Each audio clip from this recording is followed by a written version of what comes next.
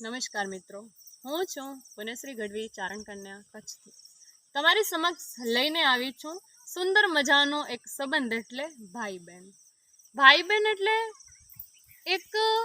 એક જ કુખેથી જન્મેલા, એક જ નાળમાંથી જન્મેલા બે વ્યક્તિઓ એટલે ભાઈ બહેન. ભાઈ બહેનનો સંબંધ એ જન્મજાત કહી શકાય અને ભાઈ બહેનનો સંબંધ એ નિસ્વાર્થ ભાવે હોય છે.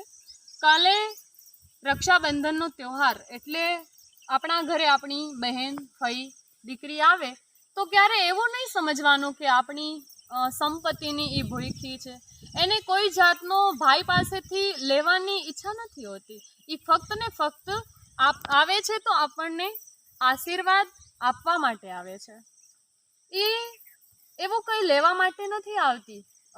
તમારી સંપદા કદાચ તમારી પાસે કરોડો રૂપિયાની હોય, પણ એ ફક્ત ને ફક્ત આવે છે તો ફક્ત આશીર્વાદ આપવા માટે, લાગણી, સ્નેહ, પ્રેમ એ લેવા માટે આવતી હોય છે.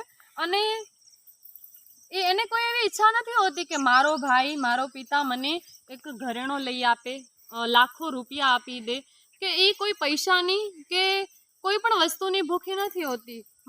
માટે તમારી ત્યાં દીકરી આવે તો એને ભાવ આપો, સ્નેહ આપો, પ્રેમ આપો.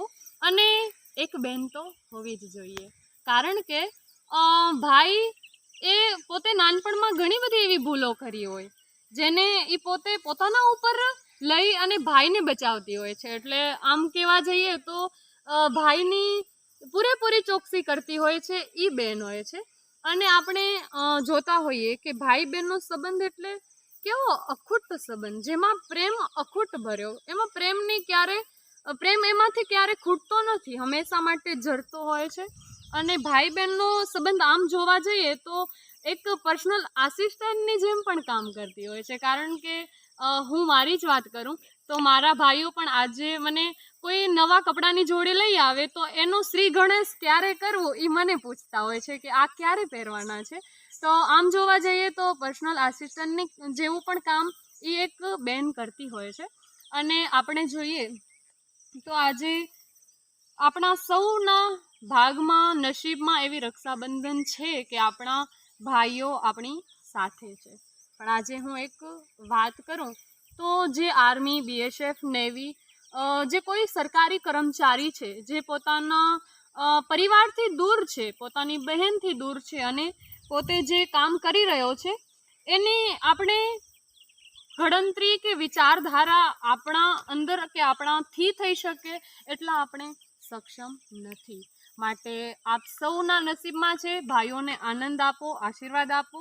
અને આજે આપણે જોઈએ છે કે આજે બધાના સ્ટેટસમાં ભાઈના ફોટા, વિડીયો એ જોઈને એમને પણ થતું હશે કે કદાચ હું પણ મારા ઘરે હોત, હું પણ મારી બેન સાથે હોત, પણ એમના નસીબમાં આ રક્ષાબંધન એવી નથી આવતી. હું મારી જ વાત કરું તો છેલ્લા 5 વર્ષથી આ મારી પાસે મારા ભાઈઓની રાખડી મારી પાસે હજી સંચવાયેલી છે. અને મને નથી ખબર કે એ રાખડીઓ ક્યારે એના હાથ ઉપર બંધાશે, પણ ચોક્કસ બંધાશે એવો વિશ્વાસ મૂકી અને સરહદ ઉપર મોકલી આપ્યો છે. અને આપણા સીમાડાઓને સાચવીને બેઠા છે ને અંદર પણ ચાલી રહેલા બળવાઓને દબાવીને બેઠા છે. એમને કરીએ એટલા વંદન ઓછા છે. હું તો ત્યાં સુધી કહીશ કે એમને ધન્યવાદ આપવાનો મોકો પણ મળે ને એ આપણા જીવનની ધન્યતા છે. તો આર્મી, BSF, નેવી જેમાં કામ કરી રહેલ દરેકે યુવાનને આપણે વધાવવાના છે, દીપાવવાના છે. એનો એકમાત્ર આપણે બીજું તો કંઈ ન કરી શકીએ, પણ આપણા ઘરે આપણે જ્યારે પણ રાખડી બાંધતા હોઈએ ફક્ત ને ફક્ત આપણા ભાઈને જોઈએ એવું નહીં, એ યુવાનોને, એ વીરોને યાદ કરવાનો દિવસ પણ છે. તો બસ ઈશ્વર સાથે અને મા ભગવતી આ સોનબાઈ 9 લાખ લોબડિયાળીઓને એટલી જ પ્રાર્થના કરવાની છે કે બસ જેમ મારો ભાઈ સુરક્ષિત મારી સામે છે એમને એમ ગરવીલા યુનિફોર્મમાં આર્મી, નેવી, BSFનો યુવાન પોતાના ઘરે જઈ પોતાની બેન પાસેથી રાખડી બંધાવે. તો છેલ્લા 5 વર્ષથી મેં પણ મારા ભાઈને રાખડી નથી બાંધી. અમને પણ હરખ હોય છે, અમને પણ શોખ હોય છે કે અમે પણ ફોટા મૂકીએ, પણ અમારા નસીબમાં આ દિવસ નથી આવતો. કારણ કે અમારા માટે તો ફક્ત ને ફક્ત અમારું સ્વજન, અમારા ભાઈ જ્યારે ઘરે આવે છે ત્યારે જ અમારા માટે દિવાળી જેવો તહેવાર હોય છે, ત્યારે જ અમારા માટે રક્ષાબંધન જેવો ત્યોહાર હોય છે। માટે આપ સૌના નસીબમાં છે તો આપ સૌને ઢેર સારી શુભકામનાઓ। અને હું ગર્વ સાથે કહીશ કે હું આર્મી મેનની બેન છું।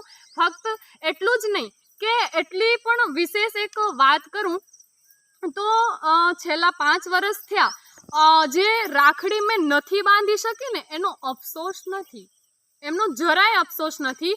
અને ઉલટાનું અમને ડબલ એના ઉપર ગર્વ છે કે અમારો ભાઈ આર્મીમાં છે, ત્યારે આપણા ભારત દેશના તમામ ભાઈ બહેનો આજે રક્ષાબંધન જેવો ત્યોહાર આનંદથી ઉલ્લાસથી ઉજવી રહ્યા છે। માટે એ વીરોને યાદ કરીએ અને એ વીરોને માટે હું એક પ્રાર્થના કરું છું મા ભગવતીને અને ઈશ્વરને કે હંમેશા એ અમારા વીરો અમારા તિરંગાની આન બાન અને શાનને ઝળકી રાખે, ચમકી રાખે અને ચમકતો રહે। અને એ અમારા સાચા સિતારા છે, એ જ અમારા હીરા છે। જય માતાજી, જય હિન્દ।